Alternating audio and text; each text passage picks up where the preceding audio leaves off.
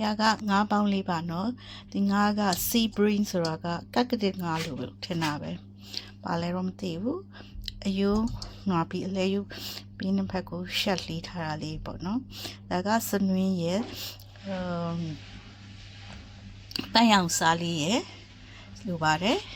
ပြီးရင် light soy sauce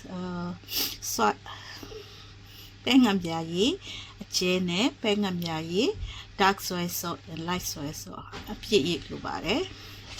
ပြီးရင်တော့ကြက်သွန်လေးကိုဝိုင်းလေးလှီးထားမယ်နန်းနန်းပင်ရဲ့မြုပ်သီးစိမ်းရဲ့ပြီးရင်ချက်လကာရည်နဲ့ထညက်သုံးဟုတ်တကြားမဲပေါ့ကျမတို့တကြားမဲရှိလို့တကြားမဲလေးသုံးပါတယ်ရှင်မှာဆုံးငါးလေးကိုနေပါမယ်နော်စားစမင်းလေးနဲ့ရင်းချက်တစ်ပြူထည့်ပြင်လဲရရနော်မွေးပါတယ်တာတော့မောင်ကကျင်းချက်ကိုကြိုက်လို့မထည့်ပါဘူးရှင်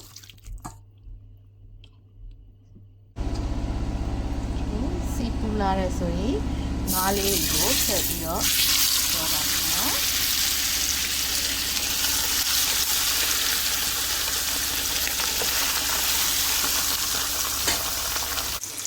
ငါးရေကုန်လေးခင်းနေအောင်ကြော်လို့ဆိုရင်ရပါပြီနော်ကဲငါးလေးတွေကိုချစ်ကလေးဖြစ်အောင်အရေးပြားလေးချစ်ဖြစ်အောင်နော်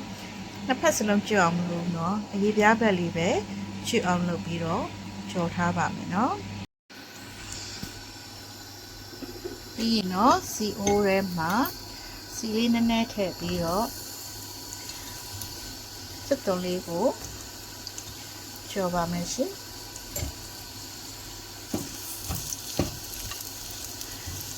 မစက်သွန်အများကြီးထည့်ဦးမလို့ဆိုတော့သားတော်မှာကစက်သွန်အလောက်မချက်ဘူးအဲ့တော့ဆောင်းနေပဲထည့်ပါမယ်ရှင်နားရှလကရေးတဲ့ကို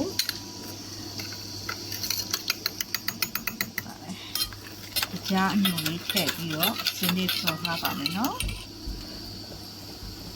อเคစက်ကြုံလေးမြေအောင်တန်းလာပြီဆိုရင်ရှလကာရည်နဲ့ကြားနဲ့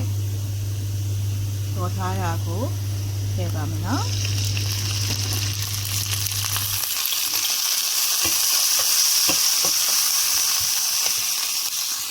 ဒီကိုဖြောထားမယ်နော်light soy sauce နဲ့ထည့်ပါမယ်။ဆင်းရဲရေးချဲထည့်ပါမယ်။ဒီနေ့ပဲဆင်းရဲရေးအပြည့်နဲ့ထည့်ပါမယ်နော်။ဒီကိုဆုံးဖြတ်တယ်။ထားလိုက်ပါ။ဒီရင်အရသာမြည်ကြည့်ပါမယ်။စားလို့ရင်စားထည့်မယ်။ဒီစားမလို့တဲ့အတွက်စားမထည့်ပါဘူးနော်။ဒီတော့ငါးလေးတွေကိုမြင့်လေးနဲ့ထည့်ပြီးတော့ထားပါမယ်ရှင်ပြီးရင်တော့ဒီစိမ်းထည့်ချမ်းချလိုက်ပေါ်နေပြီးတော့ဒီစိမ်းလေးရဲ့ချမ်းချပြီးတော့နန်းနန်းပင်လေးပို့လိုက်ပါမယ်ရှင်